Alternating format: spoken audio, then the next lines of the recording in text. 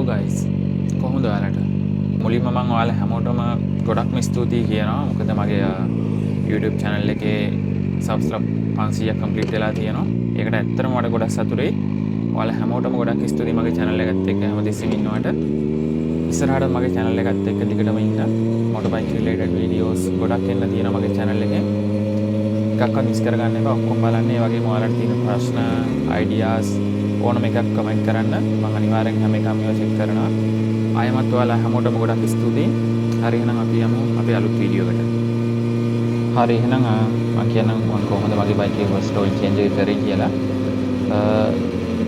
සාමාන්‍යයෙන් Kawasaki series 4RR 4R 25R 25RR ඔක්කොටම first oil change එක රෙකමන්ඩ් කරන්නේ කිලෝමීටර් 1000න් 1000න් කුවට පුළුවන් නම් කිලෝමීටර් 800ත් 900ත් අතර ඔයිල් චේන්ජ් එක කරගන්න පුළුවන් නම් ගොඩක්ම හොඳයි මමත් කිලෝමීටර් 950න් වගේ මට කරගන්න උනේ කොහොම හරි මේ මොඩල් එකට ඒ කියන්නේ series 4RR 4R ඒ බයික් සෙට් එකටම රෙකමන්ඩ් කරන්නේ fully synthetic oil 10W40 එක මම යූස් කරේ ලිකෝ මොලිලාගේ ස්ට්‍රීට් රේස් කියන fully synthetic oil එක ඕනනම් මොටල් දානවා නම් මොටල් එකෙත් fully synthetic oil එකකට යන්න පුළුවන් 7100 එක වගේ ඒ වගේම මේ racing oil උත් තියෙනවා මේ fully synthetic 300V එක වගේ මම නම් රෙකමන්ඩ් කරන්නේ නැහැ කොහොමද මොකද අපේ බයික් වලට racing oil දාන එක මොකද අපි ට්‍රැක් පදින්නෙත් නැහැ නේ කොහොමද ඒ හින්දා ඇත්තටම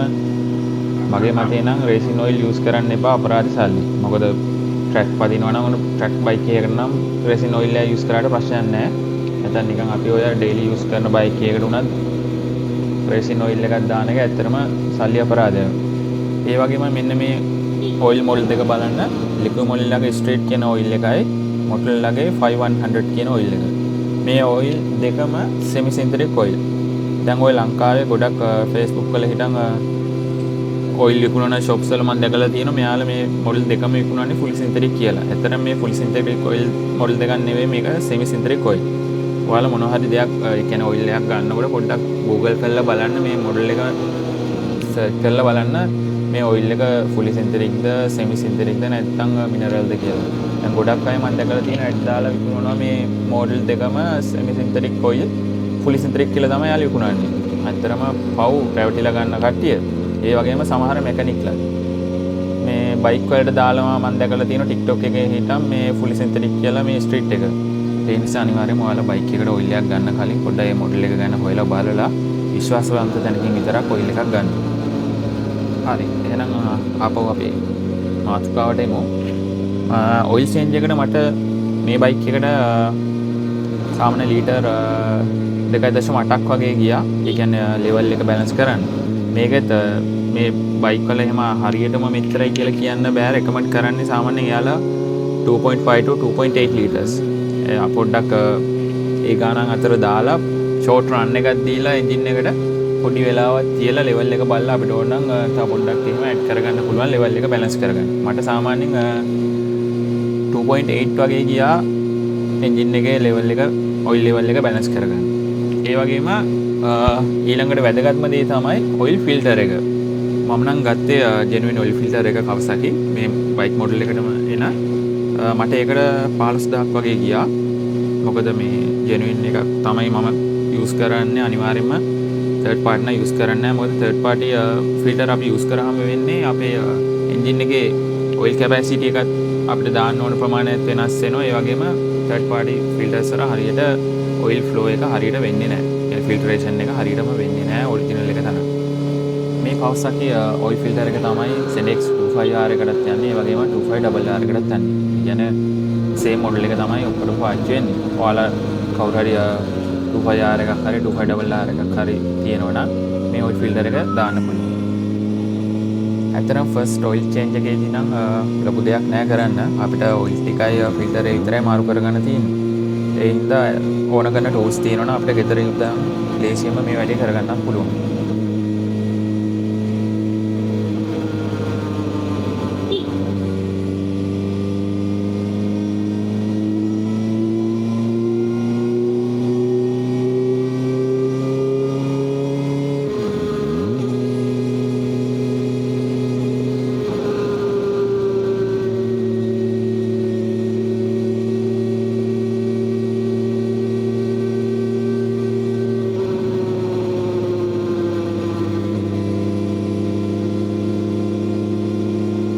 හරි එහෙනම් දැන් අපි බලමු මට කීයක් කොස්ට් වුණාද කියලා ෆස්ට් ඔයිල් චේන්ජ් එකට.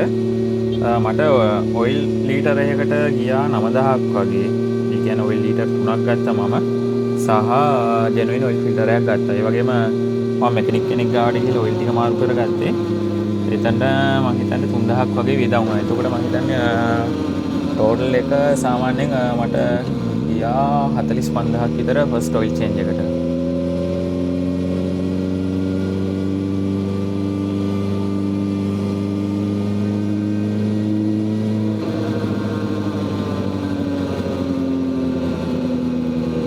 ඔන්න ඔය ටික තමයි ඇත්තට මේ ෆස්ට් ඔයිල් චේන්ජ් එකේ විස්තර මට තියෙන්නේ ඔයාලට කියන්න නම්. දැන් අපි බලමු සාමාන්‍යයෙන් ඊට අමතරව දැන් අපි ඔය අලුතෙන් බයික් එකක් ගත්තාම මොනවද කරන්න කියලා. ඇත්තටම දැන් අපි ගොඩක් අය කරන්නේ නම් බ්‍රෑන්ඩ් නිව් බයික් එකක් ගත්තාම බහුතරයක් කරන්නේ මැක්සිමම් 40 තියාගෙන යන එකනේ.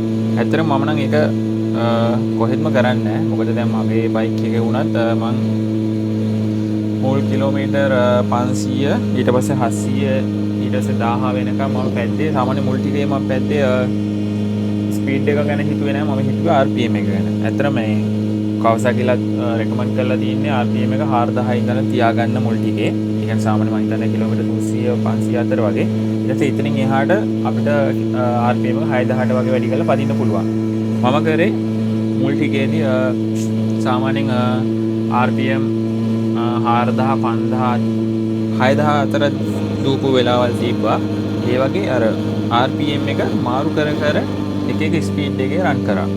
ඒ කියන්නේ එකම ස්පීඩ් එකෙන් යන්නේ නැතුව RPM එකම RPM රේන්ජ් එකෙන් යන්නේ නැතුව ස්ලෝ RPM එක ඊට පස්සේ මිඩ් රේන්ජ් එකේ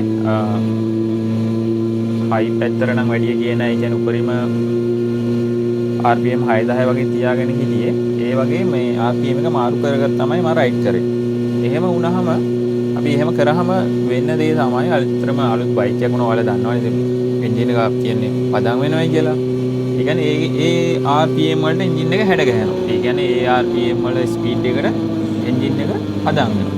අපි අර 40ම තියාගෙන හැමතිස්සෙම පදිනවා නම් වෙන්නේ මොකක්ද දන්නද? ඒ RPM රේන්ජ් එකට විතර එන්ජින් එක හැඩ ගහන්නේ. එතකොට අපි එක දිග කාලයක් 40ම දුවලා එකපාරට ස්පීඩ් යන්න ගත්තාම එන්ජින් එකට ප්‍රශ්න එන්න පුළුවන්. ඒ හින්දා මම කරේ බ්‍රේකින් පීරියඩ් එකේදී RPM එක ස්පීඩ් එක ගැන හිතුවේම නෑ. RPM එක සාමාන්‍යයෙන් 3000 4000 5000 6000 අතරේ විටින් විට මාරු කර කර හදපුවා. ඒ වගේමයි එකම ගියර් එකෙත් පැද්දේ නෑ. ගියර් මාරු කර කර තමයි පැද්දේ. එක ස්පීඩ් එකේ දිගට ගියෙත් නෑ. ස්පීඩ් මාරු වෙවි ගියර් මාරු කර කර තමයි මම මේ සාමාන්‍ය ෆස්ට් ඔයිල් චේන්ජ් එක දෙන එකක් පැද්දේ.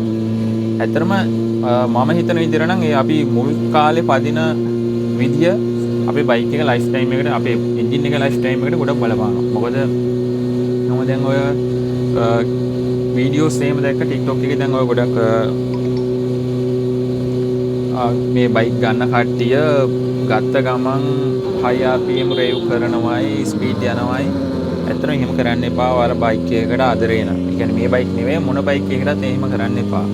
يعني ස්පීඩ් යන්න ඕනේ නැහැ. එන්ජින් එක රේස් කරන්නවත් එපා.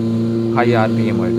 එහෙම වුණාම ඇත්තටම එන්ජින් එකේ පැවැත්මට ලොකු ප්‍රශ්නයක් එන්න පුළුවන් ඉස්සරහට. ඒ හින්දා හැමතිස්සෙම ඔයාලා අලුත් බයික් එකක් ගත්තාම අර 40 යන සීමාව ඔළුවෙන් අයින් කරගෙන RPM එක ගැන හිතාගෙන එක එක මට්ටම් වල RPM වල ඔයාලා පදින්න. එතකොට හොඳට බයික් එක සීසන් වෙනවා.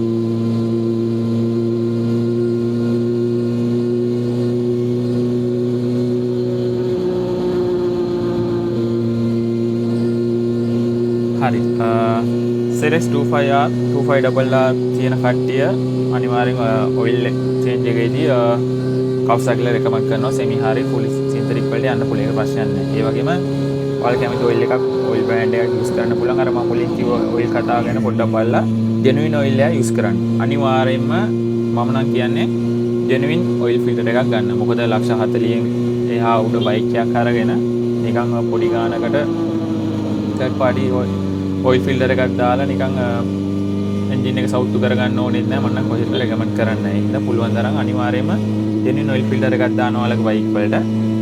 ඒ වගේමයි ZX 4RR 4R SC තියෙන අයට අනිවාර්යයෙන්ම කවසාගල රෙකමන්ඩ් කරන්නේ fully synthetic oil එක. ඒ හින්දා ඔයාලා oil change එකේදී අර මම කිව්ව oil කතාව බලලා අනිවාර්යයෙන්ම fully synthetic oil එකක් ගන්න. ඒ වගේමයි genuine oil එකක් විකුණන තියෙන තැනකින් ගන්න. මොකද fake oil නම් බාහිරට දැන් මාකට් එකේ තියෙනවා. ඒ හින්දා විශ්වාසවන්ත තැනකින් විතරක් ඔයාලගේ oil එකක් ගන්න. අනිවාර්යයෙන්ම genuine oil filter එකක් විතරයි use කරන්න. හරි. ඔන්න ඔය විස්තර ටික තමයි මට මේ වීඩියෝ එකේ නම් කතා කරන්න තිබ්බේ. ඊළඟ වීඩියෝ එකේදී මම අරන් එන්න මගේ බයික් එකේ full review එකක්. ඔයාලට මොන හරි විස්තර දැනගන්න ඕන නම් බයික් එක ගැන මේ වීඩියෝ එකට කමෙන්ට් එකක් දාන්න. මම අනිවාර්යෙන් ඒවත් ඇතුළත් කරලා ඊළඟ වීඩියෝ එකේදී මගේ බයික් එකේ full review එකක් දෙන්නම්.